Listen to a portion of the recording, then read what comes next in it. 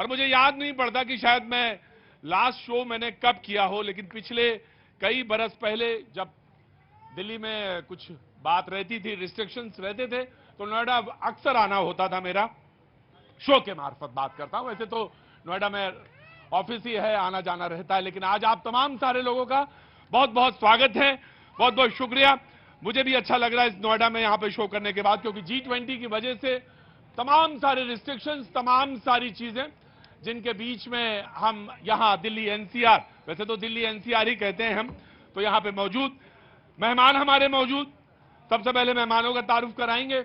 और जहां पे आज मैं यहां पे खड़ा हूं, इसे अट्टा मार्केट कहते हैं, 18 की, वहां पे मैं लगभग 1 घंटे, जैसा मैं अक्सर कहता हूं जब मैं बाहर होता हूं कि 1 घंटा मैं यहां रहूंगा इसी जगह। तो जो आज मेहमान है, मैं अमिताभ जी आप भी आ जाइए, वहां कहां बैठे हैं आप, पास आइए तो बात बने। लेकिन मैं आपसे कहना चाहता हूं कि प्रधानमंत्री का इंटरव्यू जो कि आप moneycontrol.com पे आप देख सकते हैं, जिसमें प्रधानमंत्री ने कहा है कि G20 से हम कितने समर्थ हुए हैं और हमने खास तौर से विकासशील देशों का जो मुद्दा है उठाया है। कल आप इसको 7:30 बजे न्यूज 18 इंडिया पे देख सकते हैं। उसमें खास बातें क्या हैं उसका जिक्र हम बीच बीच में करते रहेंगे। लेकिन आज के मुद्दे पे हम बात करेंगे इंडिया भारत, भारत इंडिया, इसी पे बात होगी। वकील साहब भी मौजूद है। वकील साहब बहुत दूर खड़े हैं हमसे। हाँ जी, इतना दूर तो हम किसी से रहते ही नहीं है, लेकिन बीच में पेड़ भी है खजूर का, कोई बात नहीं, मैं आता हूं, आप तक सफर करूंगा। बहुत बहुत शुक्रिया। वो तमाम सारे लोग जो आज यहां पे मौजूद हैं उन सबका स्वागत है। ऋषभ तिवारी जी बीजेपी का पक्ष रखने के लिए मौजूद है, बहुत बहुत शुक्रिया Rishabh ji, thank you so much. Doctor Ajay Upadhyay ji Congress का पक्ष रखने के लिए मौजूद है, बहुत बहुत शुक्रिया। सैयद जवाद साहब कुछ देर में मौजूद रहेंगे। संजय राणा जी बहुत बहुत शुक्रिया, thank you so much. Prabhat Kumar ji राजनीतिक विश्लेषक, बहुत बहुत शुक्रिया। अभिषेक तिवारी आम आदमी पार्टी का पक्ष रखने के लिए मौजूद हैं। अमित श्रीवास्तव जी बहुत बहुत शुक्रिया। अंबर जैदी जो कि सामाजिक कार्यकर्ता हैं यहां पे मौजूद हैं, बहुत बहुत शुक्रिया। क्या बात, बहुत थक गए हैं आज वकील साहब, आज आप हैं? मैंने लग रहा चेहरे से बहुत थके हुए हैं। गर्मी है ना, गर्मी है तो क्या हम लोग ठंडे में खड़े हैं क्या?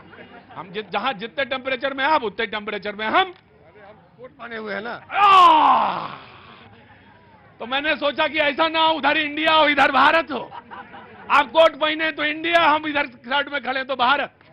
बहरहाल कोट में तो इंडिया ही है, कोट में इंडिया है। हाँ। और वैसे भारत। तो कहा जाए, भारत कहा जाए, इंडिया कहा जाए? इंडिया भी भारत का गर्व है। इंडिया ही, इंडिया भी भारत का गर्व है, ये उसकी प्राचीन परंपरा है। इंडिया प्राचीन परंपरा है, बहुत पहले की कि भारत प्राचीन परंपरा है कि इंडिया? भारत तो नाम है लेकिन इंडिया भी उसमें बहुत। नहीं ठीक है अरे नहीं कोई बात नहीं, वकील साहब है बोल सकते हैं, वो तर्क है उनका अपना। वो तमाम सारे लोग जो आज यहाँ पर शो में मौजूद हैं, मैं उन सबका बहुत बहुत स्वागत करता हूं। आपका नाम?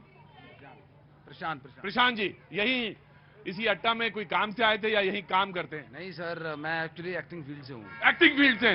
बहुत अच्छी बात है। देखिए साहब, थोड़ा बहुत तो डिस्टर्बेंस मिलेगा आपको यहाँ पे, क्योंकि बिल्कुल मार्केट के बीच में है ये जगह। कोशिश करूंगा कि मैं 2-3 दिन यहाँ से शो करूं।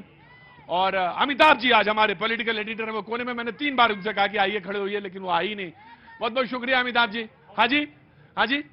एक तो आपके शो में आने में अच्छा लगता है, जनता इतना बोलती है कि हमें बोलने का मन नहीं होता, हम तो वैसे ही काफी बोल लेते हैं। दूसरी बात, यहाँ हॉस्टल की फील आ रही है थोड़ी। वाह वाह वाह, क्या बात है, लोगों को अपनी जवानी याद आ गई। मैं ये नहीं कह रहा हूं अमिताभ कि आप जवान नहीं है, मैं जो सिर्फ कह रहा हूं कि किसी को हॉस्टल याद आ गया, किसी को वो बेंच याद आ गई। बहुत बहुत शुक्रिया AV brothers, thank you so much. Vikas, Akshay, Karan और राहुल, बहुत बहुत शुक्रिया, थैंक यू सो मच। आपने यहाँ पे एंटरटेन किया 1 घंटा। तो आप एक्टिंग फील्ड से हैं, तो यहाँ पे सीखते हैं, यहाँ तो कॉलेज इंस्टीट्यूट्स हैं। नोएडा सेक्टर 16 में है। अच्छा एक चीज बताइए, जो एक्टिंग, भाई जो बच्चा रो रहा है उसको रोने दीजिए, लेकिन अगर चुप करा लेंगे तो बहुत अच्छा होगा। मैं ये आपसे जानना चाहता हूं कि एक्टिंग फील्ड में अगर कोई आना चाहे तो पहली प्राथमिकता क्या है, प्रायोरिटी क्या है कि एक अच्छा कलाकार बन जाएगा? अरे जनाबे अली आप भी आ गए? अरे बाप रे, आपको कैसे पता चला कि मैं यहां आ गया? वो शायर, हाँ जी, मोहब्बत है आपसे। और मोहब्बत है, और ये मोहब्बत की दुकान भी खुली हुई है। बिल्कुल बिल्कुल खुलेगी। हाँ, तो मैं आपसे शेर सुनूंगा आज, जरूर सुनूंगा। हाँ जी जनाब, क्या चीज प्राइमरी चीज है जो एक्टर्स को या जो परफॉर्मिंग एक्टर है उसको लिए जरूरत है स्टेज वाले के लिए? आपको ये है कि लाइफ में जैसे एक्चुअल में जो एक्सपीरियंसेस होते हैं, जैसे आपकी लाइफ में जो डे टू डे लाइफ में हो रहा है आपके साथ, वो ना आपको एक्टिंग में एक्सप्रेस करना पड़ेगा। जो आप लाइफ में फील कर रहे हो, जैसे आपका आज का दिन है, तो उसको एक्टिंग में कन्वर्ट करने के लिए वो पहले आपको प्रैक्टिकली एक्सपीरियंस होना चाहिए, देन आपकी डिक्शन अच्छी होनी चाहिए। वो सारी चीजें बहुत इंपॉर्टेंट है इसके। तलफ़ुज़ जिसे कहते हैं, जो आपका उच्चारण, कल्पनाशील बहुत जरूरी होना हो रहा है। कल्पनाशील हैं आप तो आप कुछ कर सकते हैं। आप इमेजिन करें कि आप यहां हैं और आपका तसव्वुर में ये हो कि नहीं साहब मैं तो शायर हूं, गालिब हूं, तो आप उसी तरह से नजर आए। आपकी गजल का पहले सुनूं या बीच में सुनूंगा? बीच में सुनूंगा तो ज्यादा अच्छा लगेगा। और जिनको बातचीत में शरीक होना है वो हाथ उठाएंगे और मैं हाजिर हो जाऊंगा। कहां से आना हुआ साहब आपका? नोएडा से। क्या काम करते हैं साहब आप? Chartered accountant. चार्टर्ड अकाउंटेंट हैं। वाह साहब, मैं कैनॉट प्लेस के जगह छोड़ के यहां आया हूं और 3-4 दिन आपके पास रहूंगा, तो बातचीत का सिलसिला मैं आपको यहां से जोड़ूंगा। कुछ कहना चाहते हैं? Bharat India, India Bharat? ये इंडिया कुछ नहीं है, ये भारत होता है। भारत होता है। बिल्कुल, ये इंडिया जो इन्होंने बनाया है ये बेकार की बात है। ये बेकार की बात है, इंडिया की बातें हैं, ये फालतू की बात है। कोई ऐसा शब्द ढूंढ के लाए जो लोगों की समझ में आए। तो भारत समझ में आता है? क्यों नहीं आता? भारत ही तो भारतवर्ष है। और भारत ही तो भारतवर्ष है। दरअसल ये बात कहां से उगली? मैंने कुछ 2-3 दिन पहले शो में ये जिक्र किया था। राष्ट्रीय स्वयंसेवक संघ के सरसंघचालक जी ने कहा कि भारत होना चाहिए, भारत से ही सब जुड़ाव है। प्राचीन अरे रुको, अब जाग गए वकील साहब तो क्या करें, सोए थोड़ी देर। अब हम जगे हुए हैं, एक ही आदमी जगेगा यहां पे शो में। जब मैं आया था तब नहीं बोले वो। अब वेट करिए आप वकील साहब, थोड़ी देर वेट करिए, उसके बाद आऊंगा। उन्होंने इसका जिक्र किया था और कहा कि भारत जो है प्राचीन परंपराओं से जुड़ा हुआ है, प्राचीनता लिए हुए है और हम भारत हैं और इंडिया नहीं। तो इस पर बात आगे बढ़ी और उन्होंने कहा कि G20 के जो इनविटेशन कार्ड है, भारत का राष्ट्रपति, ये लिखा है उस पे। और यहीं से आज का मुद्दा प्रारंभ हुआ। सुबह से लोगों की बहस शुरू हुई और इसी से बातचीत का काम शुरू हो गया। कहां से आना हुआ साहब आपका? नोएडा से। नोएडा से? नोएडा से। अच्छा, 24 घंटे कान में ना लगा के रखा है, उसमें बहुत गड़बड़ है, उसको निकालिए उधर से। हाँ, क्या नाम हो गया? उमेश कुमार नाम है। उमेश जी कहाँ के रहने वाले हैं? जी सर, औरैया से रहने वाला। औरैया, ये यूपी? यूपी से। तो क्या काम करते हैं साहब? सर ऑनलाइन काम करते हैं, जोमेटो में। जोमेटो में? जी सर। ऑनलाइन? जी सर। आपके हिसाब से क्या इंडिया भारत, भारत या इंडिया क्या सही है, ज्यादा बेहतर क्या है? भारत। भारत ज्यादा सही है। भारत? भारत? मेरा भारत महान। भाई गजब, क्या क्या नाम है तुम्हारा? हैं? जरा चेहरा दिखाओ यार, तुम्हारा चेहरे ही तो देखने आए थे हम वहां से। आगे आओ। हाँ, कमल MP। अच्छा, जैसे कमल कह ले MP ना कहें तो काम चलेगा कि कमल MP दोनों कहना पड़ेगा? हैं? हाँ। क्या नाम? MP। अभी तो बोले थे कमल। पिताजी क्या नाम रखे थे? कमल। कमल। तो जनाब, भारत इंडिया, इंडिया भारत कांग्रेस से स्टार्ट करता हूं, डिबेट में आता हूं। वकील साहब वेट करिएगा, अपने तर्क को संभाल के रखिएगा, फिसलने ना पाए। इधर ध्यान दीजिए, मैं आया आपके पास जी। माँ, माई, माताजी, अम्मा सब मेरे लिए एक ही हैं। उसी तरह भारत, इंडिया, भारतवर्ष, आर्यावर्त, जम्बूद्वीप, ये सब इस देश के लिए एक ही भावना प्रतिरूप एक ही है। भारत जो हमारी माँ है। अब माँ के साथ को भी आप नामों में बांटेंगे। जिस तरह से लगातार जो प्रयास किया जा रहा है मुद्दों को डाइवर्ट करने के लिए, सबने, आपने ठीक कहा, 2 दिन पहले भागवत साहब ने एक प्रश्न इसको उछालने का काम किया और वो इसलिए उछाला गया क्योंकि अडानी के मुद्दे से लोगों का दिमाग डाइवर्ट करना था। और सच्चाई ये है, इस देश में बेतहासा गरीबी है, बेतहासा बेरोजगारी है। 10 सेकंड दीजिएगा सिर्फ। बेतहासा बेरोजगारी है, महंगाई है, इस देश में लोग परेशान हैं। आरएसएस का कोई एक प्रचारक इस प्रधानमंत्री जी और इस सरकार से कोई प्रश्न आज तक करते दिखा? कहीं कोई प्रश्न नहीं करता है। लेकिन जब सरकार पर प्रश्न विपक्ष करने का प्रयास करता है तो आरएसएस के लोग इसी तरह आकर के डाइवर्ट करते हैं। मैं फिर पूछता हूं, और मैं मानता हूं मोहन भागवत साहब, इस देश के प्रति ईमानदारी आपकी है। आपके पास इतने बड़े संगठन है, ठीक है वो रजिस्टर्ड संगठन नहीं है। आप इस सरकार से, आम जनमानस के मुद्दों पर सरकार से प्रश्न कीजिए, तब हम जानेंगे। अडानी का इतना बड़ा भ्रष्टाचार, कहिए मोदी जी से जो आपकी सरकार के मुखिया हैं कि उनके यहां एक चपरासी DCBI का कम से कम भेजे और जांच कराए। ये मुद्दों से डाइवर्ट करना जम्बू द्वीपे आर्यावर्ते जम्बू द्वीपे भरत खंडे, संकल्प इसी से पढ़ा जाता है। लेकिन हम आजाद हुए 47 में, कॉन्स्टिट्यूशन बना, कॉन्स्टिट्यूशन में शब्द आए, और अब यहीं से बहस का मुद्दा 2023 में हम जब सितंबर में खड़े हैं तो कहा कि भारत शब्द है जो कि हमारी परंपराओं से जुड़ता है। बीजेपी को देता हूं, लेकिन पहले जरा, क्योंकि आज नोएडा में बहुत दिनों बाद लौटा हूं, तो मुझे अब ये ऐसा ही लगता है जैसे यहां पे लोगों से पूछना चाहिए। क्या नाम है साहब आपका? युवराज नाम है मेरा। हाँ जी, युवराज नाम है। युवराज। हाँ जी। अरे बाप रे बाप। मैं फील्ड में करता हूँ, फील्ड में? फील्ड के जॉब में IDFC बैंक में। और अच्छा। मैं कांग्रेस से केवल एक सवाल करना, कांग्रेस से एक सवाल करना चाहता हूं। जी बिल्कुल करिए युवराज जी। कि जैसे ये कहते हैं कि मान लो भारत में गरीबी है, तो क्या गरीबी 2014 के बाद ही है? आपने तो 60 साल यहाँ राज किया है, तब गरीब नहीं थे क्या? अडानी का नाम लेते, अडानी तो इनके समय में भी अमीर था, वो आगे भी पूंजीपति अमीर रहे क्योंकि उनने पैसा इन्वेस्ट किया है। इनकी तरह घोटालों में या पैसे छाप के नहीं कमाए हैं, मेहनत। अच्छा ये बताइए, घर में कौन कौन है आपके? बीवी है, लड़की है, एक लड़की है। कितनी बड़ी है? 15 साल की है। 15 साल की है। स्कूल जाती होगी? हाँ जी, 10 में पढ़ती है। 10 में पढ़ती है। हाँ जी। यही नोएडा में रहते हाँ हैं? जी, नोएडा में ही रहते हैं। मैं आपसे जरूर आऊंगा। एक मध्यवर्गीय परिवार, उसकी एक उससे जुड़ा हुआ सवाल उसने अपनी चेतना से पूछा।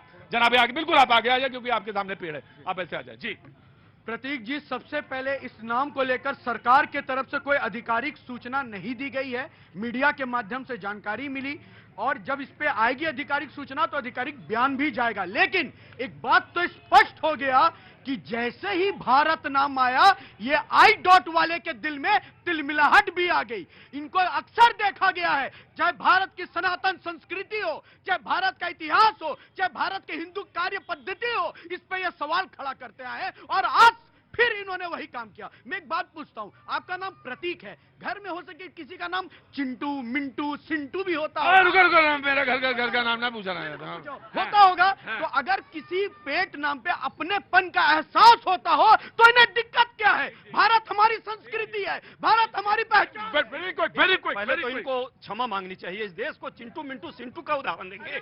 इंडिया के बारे में जानते हैं? देखिए, अधजल गगड़ी छलकत जाए का जो कहावत है ना, वही है। सुनिए, हिंदू शब्द कहां से आया? हिंदू कहां से आया? वहीं से इंडिया आया है। ये इंडिया को इनको मैं बता देता हूं, चिंटू मिंटू सिंटू भी इसी भारत के नागरिक हैं। आपको तकलीफ क्या है यहाँ के नागरिक से?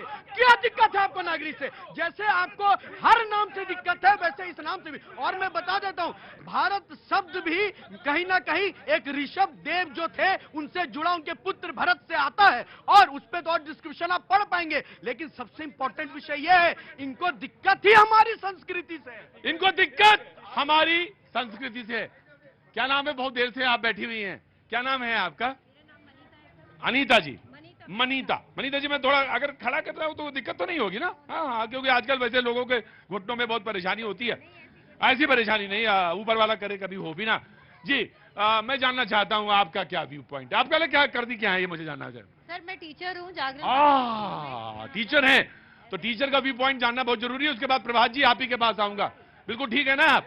बिल्कुल ठीक है, मैं आपसे बात आऊंगा, लेकिन पहले टीचर का बात जानना बेहद जरूरी। जी सर, भारत जो है हमारे जो उनके बेटे थे शुद्धोधन के, उनके नाम पर रखा गया था जी। तो भारत नाम कोई गलत नहीं है, लेकिन अगर उसको इंडिया के नाम से पुकारते तो कोई बुराई नहीं है उसमें, किसी भी नाम से हम पुकार सकते हैं। हाँ। इंडिया वो एक मीडियम है जानने का। जी। हम, हमारी संस्कृति हमारी पहचान है, हम अपनी संस्कृति को नहीं छोड़ेंगे, भले हम इंडिया से संबोधित हो या भारत के नाम से जाने जाए। लेकिन अगर चुनना हो एक नाम तो बेहतर क्या होगा? आप क्या चुनना चाहेंगी? अगर एक नाम की बात हो तो हिंदुस्तान सबसे अच्छा है, क्योंकि हिंदू यहाँ के जो है नागरिक थे, तो हिंदुस्तान आर्य लोग रहते थे पहले, उसके बाद हिंदू आए, उसके बाद मुगल्स आए, अंग्रेज आए, अब चाहे कोई भी आए उनके नाम पर हिंदुस्तान। अच्छा, तो आपने आपका विषय क्या है? मैं हिंदी पढ़ाती हूँ। हिंदी पढ़ाती, हिंदी साहित्य पढ़ाती। जी प्रभात जी, थोड़ा सा वक्त दीजिएगा। अब थोड़ा सा वक्त, लालची मैंने आ गया बस, ठीक है ना, लालची ना हुआ करिए। लालची होने पड़ता है, कभी आदमी हूँ लालची होता हूँ। सबसे पहले भागवत साहब का बयान, और एक बयान और उठाऊंगा, क्योंकि मैं बिहार से बिलोंग करता हूं, तो बिहार में एक हमारे अप्रासंगिक नेता हैं भारतीय जनता पार्टी के, सुशील मोदी जी, उनको भी मैं सुन रहा था। पहले बात करिए, आप प्रासंगिक और तय करने वाले आप नहीं हैं। अभी बताते हैं। अभी भागवत साहब का बयान है कि भारत बोलना शुरू कीजिए, इंडिया छोड़ दीजिए। भागवत साहब, बड़ा हास्यास्पद लगता है आपका ये बयान, जब आपके ही मुखपत्र का नाम दो है, पंचजन और ऑर्गेनाइजर बदल दीजिए, ऑर्गेनाइजर खत्म कीजिए, ये दोहरापन मत दिखाइए। दूसरी बात, राष्ट्रीय स्वयंसेवक संघ, फिर आरएसएस क्यों बोलते हो प्रभु? क्यों बोलते हो आरएसएस? गुलामी की मानसिकता वो है ना? एक दूसरा पेपर है, वो दूसरा पेपर ना, है, ना। वो अंग्रेजी का है, वो हिंदी का है। मैं कहने की बात कर रहा हूं, यही तो दिक्कत है ना। ये चाहते हैं भारतीय जनता पार्टी के लोग तो अंग्रेजी का भी हिंदुस्तान है और हिंदी का भी हिंदुस्तान है। वही बता रहे थे चिंटू मिंटू पिंटू, भारतीय जनता पार्टी के प्रवक्ता। तो उन्होंने कहा कि मेरे मैं नाम उसी पे आ रहा हूं। नहीं, उसी पे आ रहा हूं। इनकी मानसिकता यही है कि इनके बच्चे तो बड़े बड़े स्कूलों में पढ़ करके और इंग्लिश मीडियम से पढ़ करके अच्छी अंग्रेजी बोले और क्या बताऊं, बहुत सारी बातें हैं। लेकिन जो आम भारतीय है उनके बच्चों को बरगलाना चाहते हैं। ये भारत और इंडिया में देश को मत बांटो प्रभु। और जिस भारत के नाम पर इस देश का नाम भारत पड़ा था, वो जंगल में पैदा लिया था, भले राजकुल का संतान था, दुष्यंत और शकुंतला का पुत्र था वो। तो जंगल, गांव, यही भारत की आत्मा है, यही इंडिया है। और आप जो बांटने का प्रयास कर रहे हो नहीं चलेगा ना तिवारी जी। जी ठीक है जी, पसमानदा समाज के जी जनाब आली। भारत माता की, भारत माता की, भारत माता की। मुझे गर्व है कि मैं भारतीय हूं, मुझे गर्व है कि मैं भारत में रहता हूं। नाम मेरा देश का भारत है। आपने तो पूरी डिबेटें खत्म कर दी। हमारा कोई फायदा ही नहीं, इतनी हम 1 घंटा तक पहले डिबेट करें, कोई फायदा नहीं। पूरी डिबेट आपने खत्म कर दी मेरी। भारत माता की। तो फिर डिबेट खत्म हो गई, अब इसमें कौन सी डिबेट हम करें? बताइए अब आप, कोई डिबेट नहीं हो सकती इसमें। हाँ जी, डिबेट होगी, डिबेट होगी, विचार होगा। जी 1 मिनट रुकिए, वेरी क्विक, इधर से जी। जनाब आली, क्या नाम है साहब आपका? मिठुन मुखर्जी। मिठुन मुखर्जी। घर का नाम? मिकी। डाक नाम? डाक नाम मिकी दादा। डाक नाम मिकी नाम। अच्छा जी, बोले बोले बोले। प्रतीक भैया, मैं कहना चाह रहा हूँ, हाँ। जब बात आती है इंडियन क्रिकेट टीम की, हम लोग टीम इंडिया का संबोधन करते हैं। हाँ। क्या हम उसमें गौरवान्वित महसूस नहीं करते? हम लोग करते हैं। हाँ। जब बात आती है महान भारतीय परंपरा और संस्कृति की, हाँ। हम लोग भारत नाम का प्रयोग करते हैं। हम लोगों ने हिंदू, मुस्लिम, सिख, ईसाई में बांट दिया। नामों में बांटने का मतलब क्या? राजनीति इतने रसातल में चली गई है कि अब हमें देश को इंडिया वर्सेस भारत में बांटना पड़ेगा। अच्छा, अच्छी बात कही है। बंगाल के हैं और बंगाल के बारे में ये कहा जाता है कि वो जो सोचता है उसके बाद पूरा देश जो है उसके 100 साल बाद सोचता है। जी, ऐसा कहा जाता है। क्या नाम है आपका? नेहा निधि। वाह, नेहा भी और निधि भी, क्या बात है। नेहा जी क्या करती हैं आप? सर मैं न्यूज़ 18 में रिपोर्टर। अच्छा, मेरे ही ऑर्गेनाइजेशन में? अच्छा, वाह, तमाशा देखने आ गई। हाँ जी, बहुत अच्छा बात है। तमाशा ही तो होता है, रोज शाम को होता है। बहुत अच्छा लगा। कुछ कहना चाहती हैं आप? कुछ बोलना चाहती हैं? किस डिपार्टमेंट में हैं आप? Sir Bihar Jharkhand output team. Bihar Jharkhand output है। अच्छा, बिहार झारखंड आउटपुट टीम में है। बहुत बहुत शुभकामनाएं आपको, बहुत अच्छा करें, बढ़िया कॉपी लिखें, बढ़िया का। जी आ गया, डिबेट खत्म कर दी थी आपने? नहीं प्रतीक जी, हाँ। अभी सब लड़ रहे हैं आपस में। हाँ। India Bharat, India Bharat. मैं बताऊंगा अपनी भारत की हिस्ट्री कि इन भारत में रहकर उन प्रधानमंत्रियों ने, कांग्रेस के प्रधानमंत्रियों ने, चाहे जवाहरलाल नेहरू हो, चाहे स्वर्गीय इंदिरा गांधी हो, चाहे राजीव गांधी हो, चाहे मनमोहन जी हो, पसमानदा समाज के लिए क्या किया। आज बहस पसमानदा समाज की होनी चाहिए। जो देश का गरीब मुसलमान है उसके लिए क्या किया। उसके लिए रेहड़ी पटरी ठेली लगा दी। जैसे कहते हैं ना, हिंदुस्तान में कहते हैं कि जो ये बगीचा बनाया था ये कांग्रेस ने बनाया था। दुख इस बात का है कि उस बगीचे का माली ही खा गया। जी वेरी क्विक। आम आदमी पार्टी जी, आम आदमी पार्टी। प्रतीक भाई, भारतीय जनता पार्टी वाले वो कह रहे हैं कि पसमानदा समाज के लिए क्या किया, तो बताइए। देखिए, मैं उस पे आ जाएंगे। अजय भाई, प्रतीक भाई, भारतीय जनता पार्टी विपक्ष का विरोध करते करते ये 140 करोड़ लोगों पे विरोध कर बैठे, नफरत कर बैठे।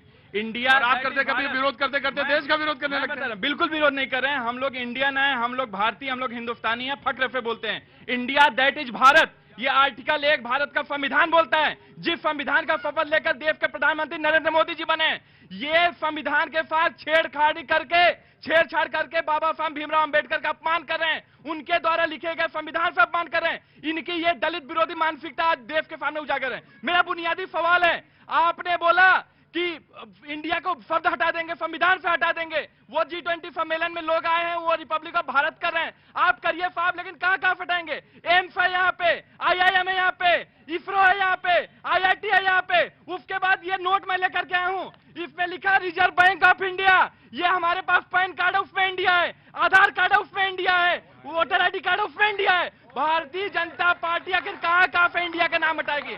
आज सवाल है कि जो मूलभूत समस्याएं हैं उससे ध्यान भटकाने के लिए इस तरीके का फिगुफा छोड़ा जाए। जी सर, एक बात समझिए, मुझे आश्चर्य लग रहा है, भारत जोड़ो यात्रा निकालने वाले करे भारत नाम मत रख। अरे भारत का नाम हाँ, अब ना वही कह रहा हूँ, आपको बोलने नहीं देंगे, मैं आगे आ जाता हूँ, मैं क्या, हाँ, आराम से बेचैनी अभी लगेगी। अरे क्या लेने निकले थे, तुमसे कह रहे हैं राशन लेने? इधर आगे आओ, आगे क्या लेने निकले? राशन ले निकले, थैला खाली। क्या नाम है? अरे खाली है भरा, ये तो बात की बात है। क्या नाम है? विनय जी जाइए, राशन ले लिए, तमाशा लगा, पता चला घर में बहुत मुश्किल हो जाए, खाना नहीं बनेगा। जी बोलिए। सर विषय यह है कि भारत और इंडिया शब्द आया कहां से, कोई नया नहीं है। संविधान में भारत भी है, इंडिया भी है, लेकिन भारत हमारे विष्णु पुराण से है, जहां से कहा जाता है हिमाचल से दक्षिण और समंदर से उत्तर जो देश है वो भारत है, भारत हमारी संस्कृति है। लेकिन इंडिया शब्द कहां से आया?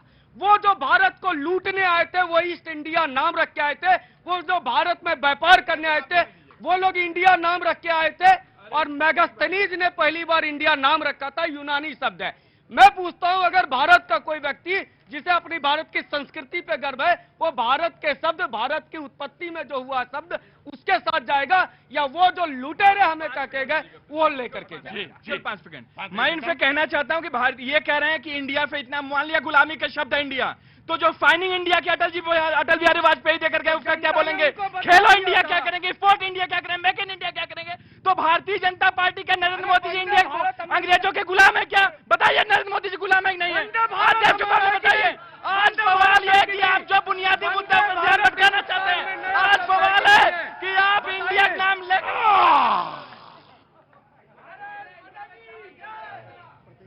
टुकड़ों में ना बोला करो भारत माता की जय, बोला करो तो मन से बोला करो। अरे कोई शेर वेर है मौलाना? हाँ क्या बदलवा दिया? मौजू बदलवा दिया? क्या खड़े हो ये जरा? हाँ जी, ये बिल्डिंग को देख के शेर याद आ गया। बिल्डिंग को देख के शेर याद आया, बहुत अच्छी बात है कि बिल्डिंग ही थी सामने। बुलंदी कब तक इंसान के हिस्से में रहती है? बुलंदी कब तक इंसान के हिस्से में रहती है? बहुत ऊंची इमारत हर घड़ी खतरे में रहती है। बड़ा अच्छा शेर है जनाब आली, एक बार फिर से फिर से अच्छा शेर है जी। बुलंदी कब तक इंसान के हिस्से में रहती है? बुलंदी तब तक इंसान के हिस्से में रहती है, बहुत ऊंची इमारत हर घड़ी खतरे में रहती है। क्या बात है, बहुत अच्छा शेर है जनाब, बहुत अच्छा शेर है। लफ्जों का हेर फेर का धंधा भी खूब है। लफ्जों के हेर फेर का धंधा भी खूब है। हाँ। जाहिल हमारे शहर में उस्ताद हो गए। जाहिल हमारे शहर में उस्ताद हो गए। जनाब आली, क्या नाम है साहब आपका? मेरा नाम राजेश श्रीवास्तव है। राजेश श्रीवास्तव जी, क्या काम करते हैं आप? मैं मैकेनिकल इंजीनियर हूँ। मैकेनिकल इंजीनियर है। आज नोएडा कैसे आना हुआ, या नोएडा में रहते ही हैं आप? सर मैं इंदिरापुरम में रहता हूँ। इंदिरापुरम, बगल की लोकेलिटी जो है वो इंदिरापुरम है, और वहां रहते हैं। मुझे जरा घड़ी दिखा दे रही है, क्योंकि यहाँ पे मुझे अंदाजा नहीं है। 22 हो गया, ब्रेक का समय, बिल्कुल इनके बाद ही लूंगा जी। देखिए, मुझे इस सब्जेक्ट पे सिर्फ एक ही बात कहना है। इस सब्जेक्ट पे सिर्फ एक ही बात कहनी है जी। 3 नाम पे डिस्कशन है।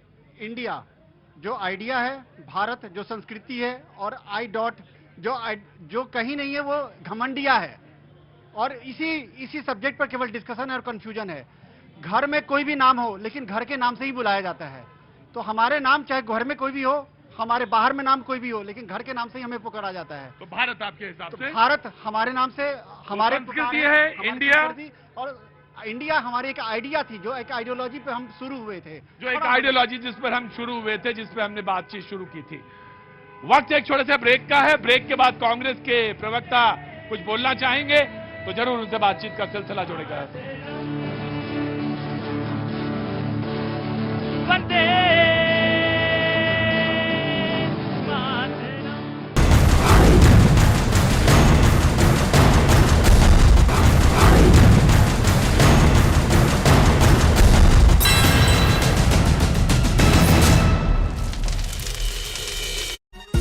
हराकर एशिया कप के सुपर 4 में अपनी जगह बना लिया। कप्तान रोहित शर्मा और शुभमन गिल ने अर्धशतक जड़ा, और रोहित शर्मा ने 59 गेंदों में 75 रन बनाए, जिसे उन्होंने 6 चौकों और 5 छक्कों की मदद से हासिल किया। जबकि शुभमन गिल ने 62 गेंदों में 67 रन बनाए और नेपाल के खिलाफ उन्होंने 8 चौके और 1 छक्का जड़ा। नेपाल ने पहले बल्लेबाजी करते हुए 48 ओवर में 230 रन बनाए थे, लेकिन बारिश की वजह से कुछ रन और ओवर घटा दिए गए, जिसके बाद भारत को 23 ओवर में 145 रनों का टारगेट दिया गया, जिसे भारत ने बिना विकेट गंवाए 21 ओवर में ही हासिल कर लिया। इस जीत के साथ ही भारत ने एशिया कप के सुपर 4 में अपनी जगह पक्की कर ली। एशिया कप क्रिकेट के बचे हुए मैचों को अपने देश में कराने के लिए पाकिस्तान ने एशियन क्रिकेट काउंसिल के अध्यक्ष जय शाह से गुहार लगाई। श्रीलंका में लगातार हो रही बारिश की वजह से कई मैचों के रद्द होने की आशंका है और इसलिए पाकिस्तान इस फिराक में है कि वो बारिश का हवाला देकर एशिया कप के बाकी बचे मैचों की मेजबानी कर ले। वैसे भी पाकिस्तान क्रिकेट बोर्ड की हालत उसके देश की ही तरह बेहद खराब है। उसके पास फंड की भारी कमी है। ऐसे में वो श्रीलंका में हो रही बारिश को मौके की तरह देख रहा है और इसीलिए वो एशियन क्रिकेट काउंसिल के अध्यक्ष जय शाह के आगे गिड़गिड़ाने लगा ताकि श्रीलंका में होने वाले अगले सभी मैच पाकिस्तान में शिफ्ट कर दिए जाएं। श्रीलंका में लगातार हो रही बारिश का असर 2 दिन पहले कैंडी में हुए भारत पाकिस्तान मैच पर पड़ा था। उस मैच में दूसरी पारी का खेल ही नहीं हो सका, जिसके बाद Asian cricket council Asia cup के सुपर 4 चरण के मैचों का वेन्यू बदलने पर विचार करने लगी, क्योंकि कोलंबो में जहां बाढ़ जैसे हालात हैं तो दूसरे शहरों में भी बारिश रुकने का नाम नहीं ले रही। उधर भारत पाकिस्तान मैच के दौरान दिए गए अपने रिएक्शन पर गौतम गंभीर का बयान अब सामने आया। उन्होंने कहा कि भारत के खिलाफ नारेबाजी किसी भी कीमत पर वो बर्दाश्त तो नहीं कर सकते और मैच के दौरान पाकिस्तान के समर्थकों की तरफ से जो हरकत हुई उसी का जवाब उन्होंने दिया था, जिसे उन्होंने एक भारतीय के तौर पर नेचुरल रिएक्शन बताया। उन्होंने कहा कि मैच के दौरान पाकिस्तानी समर्थक भारत और कश्मीर के खिलाफ नारेबाजी कर रहे थे। किसी तरीके से तो रिएक्ट करेगा या फिर हंस के चला जाएगा। उन्होंने दोनों क्रिकेट टीम के समर्थकों से अपील की कि लोगों को अपनी टीम और प्लेयर को सपोर्ट करना चाहिए, न कि मैच के दौरान राजनीति करनी चाहिए। पाकिस्तान के कराची में बिजली की बढ़ी कीमतों से परेशान लोगों ने जोरदार प्रदर्शन किया। सैकड़ों की संख्या में कारोबारियों ने कराची की सड़क पर उतरकर सरकार को बिजली के दाम जल्द से जल्द कम करने का अल्टीमेटम दे दिया और पाकिस्तान सरकार के खिलाफ जमकर नारेबाजी की। महंगी बिजली के खिलाफ प्रदर्शन में शामिल लोगों ने हाथों में बैनर पोस्टर लेकर मार्च निकाला। प्रदर्शनकारियों ने सरकार को अल्टीमेटम दिया कि उनकी मांग जल्द पूरी नहीं की गई तो गुस्सा और ज्यादा भड़क जाएगा। आप हमें कानून को हाथ में लेने ना दें। ऐसा ना हो कि ये आवाम कानून को हाथ में ले। बिजली के बढ़े हुए दामों के खिलाफ कराची शहर में कारोबारियों ने हड़ताल भी की। बाजार बंद कर दिए गए और दुकानों पर ताले लटकते दिखे। पिछले हफ्ते पाकिस्तान सरकार ने बिजली के दामों में अचानक बढ़ोतरी करने का फैसला लिया था, जिसके बाद पूरे पाकिस्तान में हाहाकार मच गया। आर्थिक संकट से जूझ रहे पाकिस्तान को उबारने के लिए वहां के सेना प्रमुख आसिम मुनीर ने मोर्चा संभाल लिया। पाकिस्तान पिछले कई महीनों से कंगाली के दौर से गुजर रहा है और इस वजह से पाकिस्तान में महंगाई सबसे बड़ी मुसीबत बन चुकी है, क्योंकि वहां की सरकार की गलत नीतियों ने पाकिस्तानी रुपए को डॉलर के मुकाबले इतना कमजोर कर दिया कि उसका विदेशी मुद्रा भंडार लगातार कम होता चला गया, जिससे पाकिस्तान को विदेशों से कोई भी चीज मंगवाने के लिए भी 100 बार सोचना पड़ रहा है। ऐसे में पाकिस्तान में महंगाई लगातार बढ़ती जा रही है, जिसका असर वहाँ के कारोबारियों पर पड़ रहा है। इस हालत से बौखलाए कारोबारियों ने पिछले हफ्ते ही वहाँ सबसे बड़ी हड़ताल शुरू कर दी थी, जिससे निपटने के लिए वहाँ के आर्मी चीफ आसिम मुनीर ने मोर्चा संभाला और पाकिस्तान के कई बड़े कारोबारियों से मुलाकात की। इस बैठक में उन्होंने व्यापारियों को भरोसा दिया कि महंगाई कम करने की कोशिशें जल्द शुरू की जाएंगी। आसिम मुनीर इससे पहले कई बार पाकिस्तान को फंड दिलाने के लिए कई देशों का दौरा भी कर चुके हैं। उधर महंगाई से त्रस्त पाकिस्तान पर एक और संकट अब आ गया है। बाद तेल, बिजली और आटे के बाद चीनी को लेकर हाहाकार मच गया है। पाकिस्तान की मीडिया के मुताबिक वहां चीनी के दामों में बेहिसाब तरीके से बढ़ाए गए। इसके बाद चीनी के दाम आसमान छूने लगे। पाकिस्तान के मीडिया के मुताबिक बलूचिस्तान के कई जिलों में चीनी के दाम बेहिसाब बढ़ा दिए गए। क्वेटा में बीते 4 दिनों में चीनी के दाम 40 रुपए प्रति किलो बढ़ा दिए गए, जिसके बाद क्वेटा में 1 किलो चीनी का दाम 220 पाकिस्तानी रुपए हो गया, जबकि बलूचिस्तान के चमन जिले में 1 किलो चीनी का दाम 230 रुपए हो गया।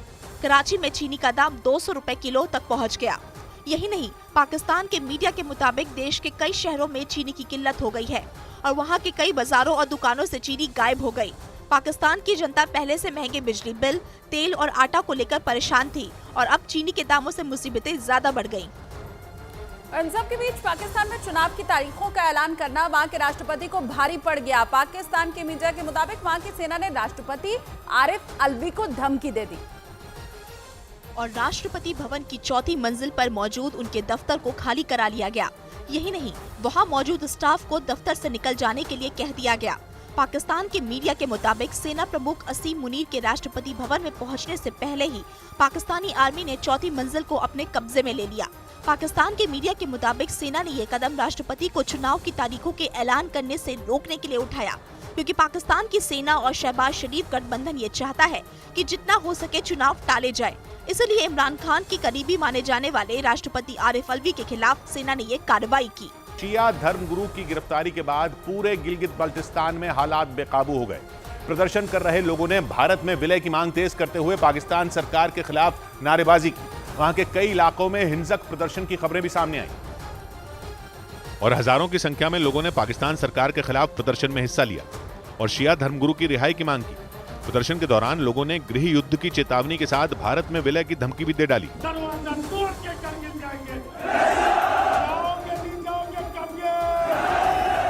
सुलगते गिलगित बाल्टिस्तान की इन तस्वीरों ने पाकिस्तान की सरकार और सेना को हिलाकर रख दिया।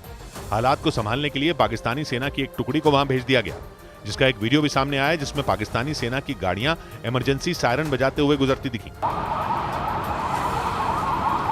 10 दिन पहले शिया धर्मगुरु आगा बाकिर अल हुसैनी को विवादास्पद टिप्पणी के आरोप में गिरफ्तार किया गया था, जिसके बाद गिलगित बाल्टिस्तान के कई इलाकों में विरोध की आग भड़क गई। सड़क पर उतरे लोगों ने पाकिस्तान पर शिया समुदाय पर अत्याचार करने का आरोप भी लगाया। गिलगित बाल्टिस्तान के अलग अलग इलाकों में प्रदर्शन की तस्वीरों ने पाकिस्तान सरकार की टेंशन बढ़ा दी, क्योंकि पाकिस्तान के कब्जे वाले कश्मीर के लोग बीते 10 दिन से पाकिस्तान सरकार पर अत्याचार करने का आरोप लगाकर भारत में शामिल होने की धमकी दे रहे हैं और पाकिस्तान की सेना और सेना प्रमुख आसिम मुनीर के खिलाफ नारेबाजी की। मुर्दाबाद। गिलगित बाल्टिस्तान में पाकिस्तान सरकार और सेना पर भड़के लोगों ने काराकोरम हाईवे को खोलने की मांग की। वहां के स्कर्दू शहर में प्रदर्शन के बाद इसे बंद कर दिया गया था। ये हाईवे पाकिस्तान के कब्जे वाले कश्मीर के गिलगित बाल्टिस्तान को चीन से जोड़ता है। यहाँ रहने वाले ज्यादातर शिया समुदाय के लोगों ने आरोप लगाया कि पाकिस्तान सरकार उनके साथ सौतेला व्यवहार करती है। शिया धर्मगुरु की गिरफ्तारी के बाद भड़की हिंसा के बाद पाकिस्तान और सुन्नी समुदाय के खिलाफ इनका गुस्सा और ज्यादा भड़क गया। किसी भी हालत में गिलगित बाल्टिस्तान के लोग भारत में मिलना चाहते हैं, लेकिन प्रदर्शनकारियों को रोकने के लिए पाकिस्तान सरकार ने भी पूरा दम लगा दिया। गिलगित बाल्टिस्तान के कई इलाकों में सख्त पहरा लगा दिया गया। भारी संख्या में सैनिकों को तैनात करने के बाद पाकिस्तानी सेना ने सख्ती बढ़ा दी, क्योंकि वहां से प्रदर्शन की जो तस्वीरें सामने आई उन्होंने पूरे पाकिस्तान को हिलाकर रख दिया।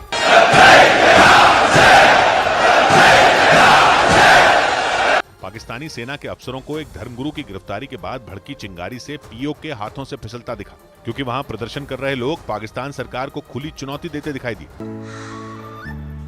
एक अनोखी खुशबू ब्लैकस्टोन अगरबत्ती। G20 सम्मेलन से पहले moneycontrol.com पर प्रधानमंत्री नरेंद्र मोदी का सबसे बड़ा इंटरव्यू। वैश्विक मंच पर भी सबका साथ सबका प्रयास का दिया मंत्र। कल सुबह 7:30 बजे moneycontrol.com पर देखिए पूरा इंटरव्यू।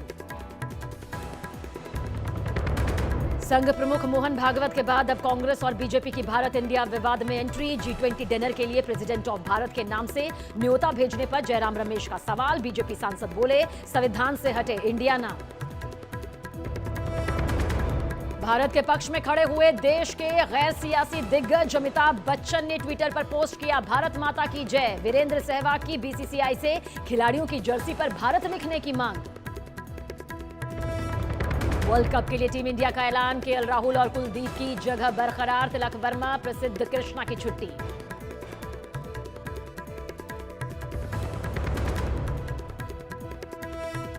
नमस्कार। आज 100 किलोमीटर में बसने वाले मुसलमान तुम्हारे लिए इन 500 किलोमीटर के अंदर कब्रिस्तान बना देंगे। गिलगित बाल्टिस्तान में इन प्रदर्शनों को देखते हुए पाकिस्तान सरकार ने इंटरनेट सेवाएं बंद कर दी। किसी भी तरह की हिंसा को रोकने के लिए धारा 144 लगा दी गई। हालांकि वहां से सामने आए वीडियो में प्रदर्शनकारी सड़क पर नारेबाजी करते आगे बढ़ते दिखाई दिए।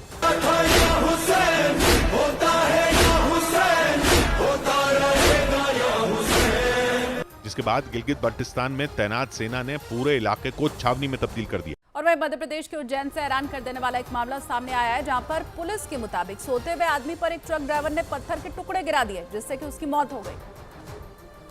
और जो वीडियो सामने आया उसमें लोग पत्थर के नीचे से उस दबे हुए आदमी की लाश को निकालते दिखे। बताया गया कि उज्जैन में एक जगह सड़क के निर्माण का काम चल रहा था, जहां एक आदमी सोया हुआ था और इस दौरान उस सोए हुए आदमी पर ट्रक ड्राइवर ने ट्रक में रखे हुए पत्थर के सारे टुकड़े उड़ेल दिए, जिससे उसकी मौत हो गई। ये चूकवश जो है डंपर खाली करने के कारण किसी एक मजदूर की मौत की सूचना थाने को प्राप्त हुई है। पूरा मामला सामने आने के बाद पुलिस ने आरोपी ड्राइवर के खिलाफ केस दर्ज किया है। ताइवान में तबाही मचाने वाला तूफान जल्द ही चीन में भी दस्तक देने वाला है। ऐसे में चीन के कई प्रांतों में इसका असर भी देखने को मिला। और वहां से जो तस्वीरें आई उनमें समुद्र में ऊंची ऊंची लहरें उठती नजर आईं, जिसकी वजह से वहां के तटीय इलाकों में तूफान का खतरा मंडराने लगा। वहां के फुजियान प्रांत से जो तस्वीरें आई उनमें तूफान से पहले वहां तेज हवाओं के साथ बारिश होने लगी। बताया गया कि इस तूफान ने ताइवान में जमकर तबाही मचाई और वहां भारी नुकसान भी हुआ, जिसे देखकर चीन घबरा गया और उसने तटीय इलाकों में अलर्ट जारी कर दिया। वहां तूफान के खतरे को देखते हुए मछुआरों से पानी में जाने पर रोक भी लगा दी गई। इसकी जो तस्वीरें आई उनमें समुद्र के किनारे पर बहुत सारी नावें खड़ी नजर आईं। श्रीलंका की राजधानी कोलंबो बाढ़ से बेहाल हो गई। वहां हुई लगातार बारिश की वजह से कई इलाके पूरी तरह जलमग्न हो गए। इसका एक वीडियो भी सामने आया, जिनमें हर तरफ सिर्फ पानी ही पानी नजर आया। बारिश के बाद वहां इतना ज्यादा पानी भर गया कि सड़कें ही गायब हो गई। ऐसे में लोगों का पैदल चलना तक मुश्किल हो गया। वहां से आई तस्वीरों को देखकर ऐसा लगा जैसे सड़क पर कोई नदी बह रही हो और उसका पानी अपने किनारों को तोड़ते हुए घरों और दुकानों में घुस गया, जिसने वहां रहने वाले लोगों की मुश्किलें बढ़ा दी। इसके अलावा वहां खड़ी गाड़ियां भी पानी में आधी डूबी दिखी। वहां से आई एक तस्वीर में कुछ लोग बारिश से बचने के लिए एक दुकान में खड़े नजर आए, जो लगातार बारिश की वजह से कई घंटों तक वहीं फंसे रहे। इन सब के बीच ब्राजील में आफत की बारिश ने कई इलाकों को डुबो दिया। वहां कुछ शहरों में तो ऐसा पानी भरा कि वो डूबने की कगार पर आ गए। और तबाही ऐसी कि देखने वालों की सांसें अटक जाए। रियो ग्रांडे दो सुल इलाके से आए एक वीडियो में तो कई घर बारिश के पानी में डूबे नजर आए। इतना ही नहीं, लोगों के घरों के बाहर मटमैला पानी ऐसे बह रहा था जैसे कोई नदी बह रही हो। मूसलाधार बारिश ने लोगों का जीना मुहाल कर दिया। वहाँ भारी बारिश का असर सड़कों पर खास तौर पर दिखा। वहाँ की सड़कें दरिया में तब्दील हो गई, जिनमें ऊंची ऊंची लहरें उठती नजर आई, जिसकी वजह से जो जहाँ था वहीं फंस गया। अमेरिका के नेवाडा में भारी बारिश की वजह से बर्निंग मैन फेस्टिवल में हजारों लोगों पर मुसीबत आ गई। बताया गया कि उस फेस्टिवल का हिस्सा बनने आए 70,000 लोग बारिश की वजह से हुए कीचड़ में फंस गए। जबकि कैलिफोर्निया के पड़ोसी राज्य नेवाडा से एक आदमी की मौत की खबर भी सामने आई और वहां से आई तस्वीरों में हर तरफ कीचड़ ही कीचड़ नजर आया। लगातार बारिश होने की वजह से वो पूरा इलाका कीचड़ से भर गया, जिसकी वजह से लोगों के लिए वहां चल पाना भी मुश्किल हो गया और इतने कीचड़ के बीच गाड़ियों के पहियों के लिए भी रफ्तार पकड़ पाना काफी मुश्किल दिखा। कई जगह पर पानी भी भरा नजर आया। वहाँ के मौसम विभाग के मुताबिक अगले कुछ दिनों में और बारिश हो सकती है, इसलिए वहाँ फंसे लोगों को खाना और पानी बचाने की सलाह दी गई। बर्निंग मैन फेस्टिवल में हर साल हजारों लोग इकट्ठा होते हैं। इस फेस्टिवल की शुरुआत 1990 में हुई थी, जिसमें लोग एक हफ्ते तक यहाँ रहकर नाच गाने का आनंद लेते हैं। इस बीच स्पेन के कई शहर बाढ़ से बेहाल हो गए हैं। भारी बारिश के बाद लोगों के घरों में पानी घुस गया, जबकि कई जगहों पर सड़कें पूरी तरह से पानी में समा गई हैं। वहां बाढ़ के कहर बरपाने का एक वीडियो भी सामने आया, जिसमें सड़कें नदी में तब्दील दिखाई पड़ी। चारों तरफ बाढ़ के पानी ने ऐसा कब्जा जमाया कि सड़कों से गुजरना भी मुश्किल हो गया। वहाँ हालात काफी ज्यादा खराब नजर आए। बाढ़ का पानी लोगों के घरों तक पहुँच गया, जिससे लोगों की मुश्किलें बढ़ गई। जिसके बाद रात के अंधेरे में पहुंची रेस्क्यू टीम ने लोगों का रेस्क्यू किया। बताया गया कि बाढ़ की वजह से कई लोग लापता हो गए। इतना ही नहीं, बाढ़ आने की वजह से कई गाड़ियों के अंदर मटमैला पानी घुस गया। वहीं कुछ गाड़ियों को तो काफी नुकसान भी पहुंचा। भारत ने एशिया कप में नेपाल के खिलाफ धमाकेदार जीत हासिल की है। भारत ने नेपाल को 10 विकेट से हराकर एशिया कप के सुपर 4 में अपनी जगह बना लिया। कप्तान रोहित शर्मा और शुभमन गिल ने अर्धशतक जड़ा और रोहित शर्मा ने 59 गेंदों में 75 रन बनाए, जिसे उन्होंने 6 चौकों और 5 छक्कों की मदद से हासिल किया। जबकि शुभमन गिल ने 62 गेंदों में 67 रन बनाए और नेपाल के खिलाफ उन्होंने 8 चौके और 1 छक्का जड़ा। नेपाल ने पहले बल्लेबाजी करते हुए 48 ओवर में 230 रन बनाए थे, लेकिन बारिश की वजह से कुछ रन और ओवर घटा दिए गए, जिसके बाद भारत को 23 ओवर में 145 रनों का टारगेट दिया गया, जिसे भारत ने बिना विकेट गंवाए 21 ओवर में ही हासिल कर लिया। इस जीत के साथ ही भारत ने एशिया कप के सुपर 4 में अपनी जगह पक्की कर ली। एशिया कप क्रिकेट के बचे हुए मैचों को अपने देश में कराने के लिए पाकिस्तान ने एशियन क्रिकेट काउंसिल के अध्यक्ष जय शाह से गुहार लगाई। श्रीलंका में लगातार हो रही बारिश की वजह से कई मैचों के रद्द होने की आशंका है और इसलिए पाकिस्तान इस फिराक में है कि वो बारिश का हवाला देकर एशिया कप के बाकी बचे मैचों की मेजबानी कर ले। वैसे भी पाकिस्तान क्रिकेट बोर्ड की हालत उसके देश की ही तरह बेहद खराब है। उसके पास फंड की भारी कमी है। ऐसे में वो श्रीलंका में हो रही बारिश को मौके की तरह देख रहा है और इसीलिए वो एशियन क्रिकेट काउंसिल के अध्यक्ष जय शाह के आगे गिड़गिड़ाने लगा, ताकि श्रीलंका में होने वाले अगले सभी मैच पाकिस्तान में शिफ्ट कर दिए जाएं। श्रीलंका में लगातार हो रही बारिश का असर 2 दिन पहले कैंडी में हुए भारत पाकिस्तान मैच पर पड़ा था। उस मैच में दूसरी पारी का खेल ही नहीं हो सका, जिसके बाद Asian cricket council Asia cup के सुपर 4 चरण के मैचों का वेन्यू बदलने पर विचार करने लगी, क्योंकि कोलंबो में जहां बाढ़ जैसे हालात हैं तो दूसरे शहरों में भी बारिश रुकने का नाम नहीं ले रही। उधर भारत पाकिस्तान मैच के दौरान दिए गए अपने रिएक्शन पर गौतम गंभीर का बयान अब सामने आया। उन्होंने कहा कि भारत के खिलाफ नारेबाजी किसी भी कीमत पर वो बर्दाश्त तो नहीं कर सकते और मैच के दौरान पाकिस्तान के समर्थकों की तरफ से जो हरकत हुई उसी का जवाब उन्होंने दिया था, जिसे उन्होंने एक भारतीय के तौर पर नेचुरल रिएक्शन बताया। उन्होंने कहा कि मैच के दौरान पाकिस्तानी समर्थक भारत और कश्मीर के खिलाफ नारेबाजी कर रहे थे। किसी तरीके से तो रिएक्ट करेगा या फिर हंस के चला जाएगा। उन्होंने दोनों क्रिकेट टीम के समर्थकों से अपील की कि लोगों को अपनी टीम और प्लेयर को सपोर्ट करना चाहिए, न कि मैच के दौरान राजनीति करनी चाहिए। पाकिस्तान के कराची में बिजली की बढ़ी कीमतों से परेशान लोगों ने जोरदार प्रदर्शन किया। सैकड़ों की संख्या में कारोबारियों ने कराची की सड़क पर उतरकर सरकार को बिजली के दाम जल्द से जल्द कम करने का अल्टीमेटम दे दिया और पाकिस्तान सरकार के खिलाफ जमकर नारेबाजी की। महंगी बिजली के खिलाफ प्रदर्शन में शामिल लोगों ने हाथों में बैनर पोस्टर लेकर मार्च निकाला। प्रदर्शनकारियों ने सरकार को अल्टीमेटम दिया कि उनकी मांग जल्द पूरी नहीं की गई तो गुस्सा और ज्यादा भड़क जाएगा। आप हमें कानून को हाथ में लेने ना दें, ऐसा ना हो कि ये आवाम कानून को हाथ में ले। बिजली के बढ़े हुए दामों के खिलाफ कराची शहर में कारोबारियों ने हड़ताल भी की। बाजार बंद कर दिए गए और दुकानों पर ताले लटकते दिखे। पिछले हफ्ते पाकिस्तान सरकार ने बिजली के दामों में अचानक बढ़ोतरी करने का फैसला लिया था, जिसके बाद पूरे पाकिस्तान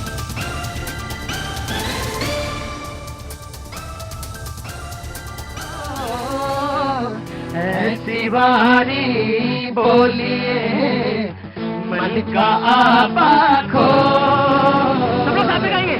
ऐसी बारी बोलिए मन का आपा खो, और इनको शीतल करे, और इनको शीतल करे, आप शीतल हो कबीरा, आप शीतल हो। बड़ा हुआ तो क्या हुआ जैसे पेड़ खजूर, बड़ा हुआ तो क्या हुआ जैसे पेड़ खजूर। पंछी को छाया नहीं, पंछी को छाया नहीं, फल लागे अति दूर कबीरा, फल लागे अति दूर। खड़ा कबीरा चौक पर मांगे सबकी है, खड़ा कबीरा चौक पर मांगे सबकी है। ना कहूँ से दोस्ती, ना कहूँ से दोस्ती, ना कहूँ से बैर कबीरा, ना कहूँ से बैर। बहुत बहुत शुक्रिया, थैंक यू सो मच भैया जी। इसमें आपका एक बार फिर से नोएडा में स्वागत है। देख रहे थे आप, बड़ा ध्यान मग्न होकर देख रहे थे जी। बहुत बहुत शुक्रिया भाई, आप तो बिल्कुल, अरे आप तो बिछड़े हुए भाई हैं, कुंभ में मिले थे। बहुत बहुत शुक्रिया, thank you so much. Noida मेरा कम आना होता है शो के लिहाज से, बिल्कुल कम, इसलिए मैंने शुरुआत में कहा कि कभी कभी दिए के नीचे अंधेरा वाली जो बात है बिल्कुल सही बैठती है नोएडा का, जहां तक सवाल है। बहुत अरसे बाद मैंने नोएडा में शो किया है और मेरा ऑफिस सारा कामकाज यहीं पे नोएडा में होता है, लेकिन हाँ नोएडा में शो बहुत कम कर पाता हूं, बहुत आना। जी सीपी कैनॉट प्लेस वो जगह है, वहां शो तय है, वहीं पे होता है। अगर दिल्ली में हूं तो वहीं पे करता हूं शो, वहीं आना होता है। आपका नाम क्या है? हाँ जी, कीर्ति। और आपका? शिवानी। तो कैसे इधर कैसे आना हो गया? आपकी आवाज सुनकर। आवाज सुन के? अच्छा, सुरीली। सुरीली आवाज, आवाज तो सुरीली नहीं है, लेकिन हाँ ठीक है, आपको अच्छी लगती है तो बहुत बढ़िया, शुक्रिया, थैंक यू सो मच। अगर उसमें कहीं कोई सुर नजर आ गया तो मेरे लिए तो बड़ी बात है, थैंक यू सो मच, बहुत बहुत शुक्रिया। जी कुछ कहना चाह रहे थे आप बहुत देर से? कह रहा था इन लोगों ने सेंटेंस के अंदर एक इंडिया जो लिखा हुआ है सब जगह पे, इंडिया INDA लिखा है, डॉट वॉट नहीं है उसमें। आप किसी सेंटेंस पे डॉट मार देते हो तो यानी खत्म कर देते हो उसको। इन्होंने आई को खत्म कर दिया, उन्होंने नहीं लिखा। नहीं, जिसने भी लिखा ये इंडिया लिखे ही है, INDIA डायरेक्ट लिखे, कुछ नहीं हटाए, बहुत अच्छा लगेगा। अब एक्सप्लेन कर, I dot N dot, what is this nonsense? अच्छा, व्हाट इज दिस नॉनसेंस? जी हाँ बिल्कुल, मैं समझ गया, बात आपकी समझ गई। कहाँ से आना हुआ साहब? फिल्म सिटी से। फिल्म सिटी से, बिल्कुल मेरे बगल में। हाँ जी, 16A।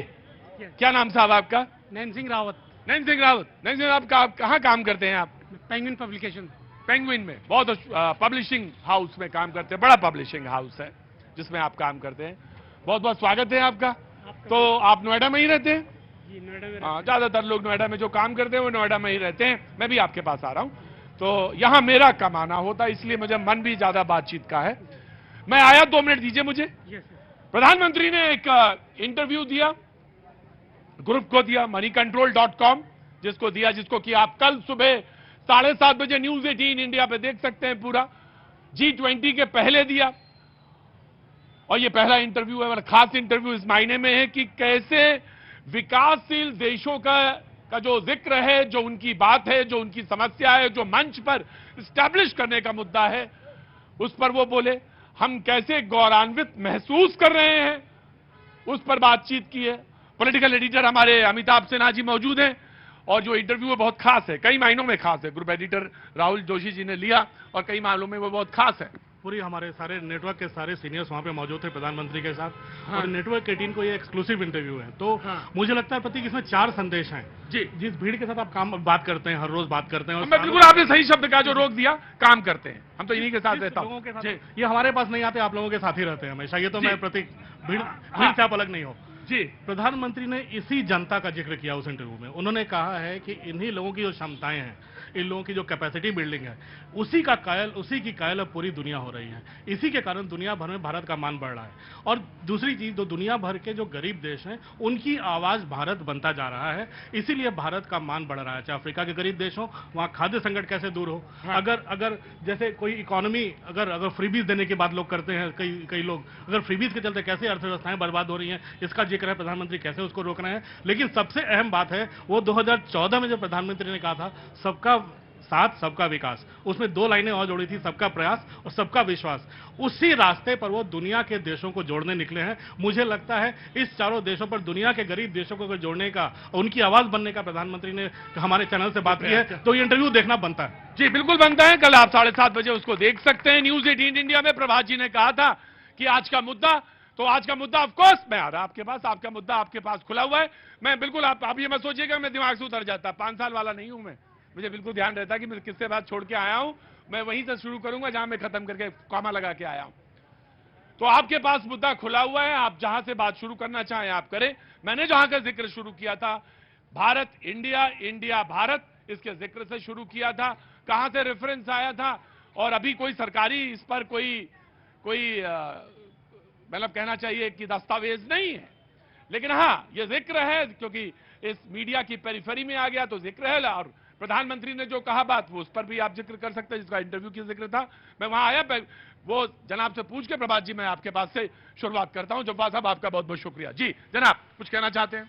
नहीं, बस थैंक यू, आपको बड़े फैन है। इतने अच्छे लोग कभी मिलते नहीं है मुझे, जो कहना सिर्फ थैंक यू सो मच, क्योंकि बात का जिक्र आगे। बहुत बढ़िया, शुक्रिया, थैंक यू सो मच, बहुत बढ़िया बात। जी, मैं जरूर प्रधानमंत्री जी का इंटरव्यू देखना चाहूंगा। जरूर देखिए, 7:30 बजे देखिए न्यूज 18 इंडिया पर। पिछले 9 वर्षों से बड़ा इंतजार था हम लोगों को कि प्रधानमंत्री जी कुछ तो बोले मीडिया में आके। अब कब तक आम कैसे खाते हैं, पर्स रखते हैं कि नहीं, ऐसी बातें होती रहेंगी, क्योंकि मीडिया का भी एक सम्मान है। इसलिए मैं देखूंगा जरूर। बात प्रधानमंत्री जी को करनी चाहिए, हाँ बिल्कुल, रोटी दाल की। और जो भारत की बात करी और इंडिया की बात करी, इंडिया के नीचे एक लाइन लिखा है, जुड़ेगा भारत जीतेगा इंडिया। कहां से हटा दोगे यार, किस किस को हटाओगे? कल हाँ, न्यूज 18 इंडिया भी है, अब इंडिया, इसका भी नाम बदलना पड़ेगा। दिक्कत ये हो रही है। लेकिन मैं ये नहीं कह रहा, कल के डेट में मैं नहीं, तिवारी भाई आप ही से पूछ रहा हूँ, एक सिंपल सवाल है, बड़ा मतलब मासूम सा सवाल कर रहा हूँ। आप मासूम आदमी है, मैं चाहता हूँ ऐसा ही सवाल। बड़े चालाक आदमी है आप, हैं? हाँ ये मेरे, देख लो, मैं मासूम कह रहा हूँ, ये बंदा शातिर बोल रहा। सवाल इस बात का है कि कल को कोई तीसरा मोर्चा बने जो खाली है अभी जगह, कुछ लोग हैं ऐसे जो दोनों में से कहीं नहीं है, वो अपना नाम भारत रख लेंगे, तब क्या करोगे? तब आर्यवर्त रखोगे? मैं पूछ रहा हूं, तब जम्बूद्वीप रखोगे? प्रतीक जी, सबसे पहले बता दें कि भैया किसी का नाम हटाया नहीं जा रहा है। आई के आगे आप लोग डॉट लगाए इंडिया में। हम तो अपनी संस्कृति को उठा रहे हैं। कम से कम हम इंदिरा इक्वल टू इंडिया नहीं किए हैं। संविधान के तहत इंडिया इक्वल टू भारत की बात कही गई है। हमने रिपब्लिक ऑफ इंदिरा नहीं कहा है, हमने रिपब्लिक ऑफ भारत कहा है। ये वही कांग्रेस है जो कहती थी इंदिरा इक्वल टू इंडिया है। अरे कहां से काम खत्म करके आ गए सर। कहां काम कर रहे हैं? बस बगल में इफ्को टोक्यो में। अच्छा, वहीं पे इफ्को में। बहुत अच्छी बात है। क्या नाम हो गया आपका? राजीव जी। तो बहस में अपना तमाशा खड़ा हो रहा था, लगा तमाशा हम ही देख रहे हैं। मैं तो ये बोलता हूँ कि हाँ। ये इंडिया वर्सेस भारत, इंडिया हो गया अपना, जो अंग्रेजों ने नाम देके दिया। भारत बोलने से गर्व मिलता है हमें यहाँ पे। भारत यहाँ से निकलता है सर। कहाँ से निकलता है? यहाँ से। 3 बार बोलता हूँ मैं। कहाँ से निकलता है? यहाँ से। कहाँ से? दिल से। कहाँ से? दिल से। बोले यहाँ से निकलता है। अब जवाद भाई क्या कर लेंगे? जब यहाँ से निकल ही रहा है तो करेंगे क्या जवाद भाई? जवाद भाई तो बड़ा मुश्किल फंस जाएंगे। कहाँ से निकल रहा? जी नमस्ते, कैसी हैं आप? कहाँ से आना हुआ? नोएडा से। नोएडा से। क्या नाम है आपका? रजनी ठाकुर। रजनी ठाकुर। कुछ काम या हाउसवाइफ क्या कर?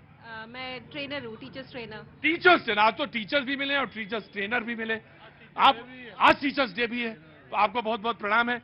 और आपके बच्चों को भी जो आपसे तमाम शिक्षा लेते हैं वो टीचर्स हैं जो शिक्षा लेते हैं आपसे। तो आप कुछ कहना चाहेंगी आज के दिन पे, या आज इस मुद्दे पे कहना चाहेंगी भारत इंडिया, क्योंकि बच्चों को तो पढ़ाती हैं आप। जवाद भाई इसके बाद मैं आप ही के पास आ रहा हूँ। जी मैं यही कहना चाहूंगी, मैं यहाँ पे आई क्योंकि मैं चाहती थी कि यहाँ पे एक फीमेल, ये मेन डोमिनेंस है यहाँ पे ज्यादा। मैं चाहती थी यहाँ फीमेल्स का भी हर जगह रिप्रेजेंटेशन हो, हर जगह। मैं आपको एक बात बताता हूँ, मैं जब बोलता हूँ तो मैं हमेशा ये कहता हूँ कि स्त्री जो है ना बोल रही है मेरे अंदर, मैं उसके बगैर बोल ही नहीं पाऊंगा। जो कहते हैं ना कि आपको मैंने आवाज, आपका सुर देखा तो चला, हालांकि मैं कोई सुरीला आदमी नहीं हूँ, बहुत कर्कश हूँ। जब बोलता हूँ तो बड़ा कर्कश नजर आता हूँ, लेकिन उसको पता नहीं क्यों बहन को, छोटी बहन को नजर आता है। आप जब बोलते हैं तो बड़ा सुरीला नजर आता है। वो जो सुरीलापन है ना बहन, वही स्त्री है जो हर पुरुष के अंदर यहां रहती। कहां? यहां रहती है और मेरे अंदर भी रहती है। उसके बगैर तो मैं बेकार हूं। तो ये मतलब इसमें पढ़िए ही ना कि यहाँ पे मेल डोमिनेंस। अरे क्या मेल डोमिनेंस, ये सब स्त्री हैं। अब देखिए सबके सब स्त्री हैं।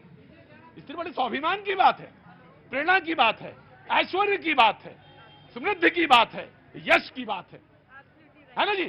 तो इस पे आइए, कुछ मुद्दा है उस पर बोलिएगा। जवाद भाई को सुनिए, तार समेट कर रखो भाई। प्रतीक भाई, जिस मौजू के ऊपर डिबेट हो रही है वो बहुत भयानक भी है और डरावना भी है और बहुत ज्यादा चिंतन का विषय भी है। इस देश की आत्मा, जिन लोगों ने इस देश की आत्मा के सहारे एक देश का सपना सोचा, संविधान निर्माताओं ने बाबा साहब भीमराव अंबेडकर की वो आइडियोलॉजी, गांधी जी की वो आइडियोलॉजी, पेरियार की वो आइडियोलॉजी, उसके बाद मौलाना आजाद की वो आइडियोलॉजी, आज उस आइडियोलॉजी के ऊपर आरएसएस के लोग और यही भारतीय जनता पार्टी के लोग निरंतर प्रहार कर रहे हैं। जवाद भाई कल आपने नहीं बोला उस पर, सनातन पर। मैं बोल रहा हूं, मैं बोलूंगा आज जो मौजू है उस पर बोलूंगा, और मैं पहले और जगह कई बार बोल चुका हूं। तीसरी सबसे बड़ी बात, जिन लोगों ने ये संस्कृति की बात करते हैं, पूछिए आरएसएस के लोगों से, ये पैंट पहनना जो आरएसएस का ड्रेस है, कि भारत की संस्कृति के अंदर आता है या नहीं आता है? और भारत की संस्कृति की जब ये बात करते हैं तो भारत की संस्कृति तो धोती और कुर्ता पहनने की है। कभी देखा आप लोगों ने इन लोगों को पहनते? ये जो ड्रेस आई है ये भी भारत की नहीं, आरएसएस की। और इनकी संकुचित मानसिकता यहां तक गिर चुकी है कि अब संविधान के ऊपर ये डायरेक्ट हमले कर रहे हैं, डायरेक्ट हमले कर रहे हैं। तो इसलिए कर रहे हैं क्योंकि जिन्होंने अंग्रेजों की मुखालफत में, जिन्होंने अंग्रेजों की तायीद करने में इतना अपना समय लगा दिया कि तिरंगे के विरोध के आगे निकल गए, संविधान के विरोध के आगे निकल गए, आज उन लोगों की आत्मा रो रही है क्योंकि इन्होंने भारत और इंडिया को लड़ाने का काम करा।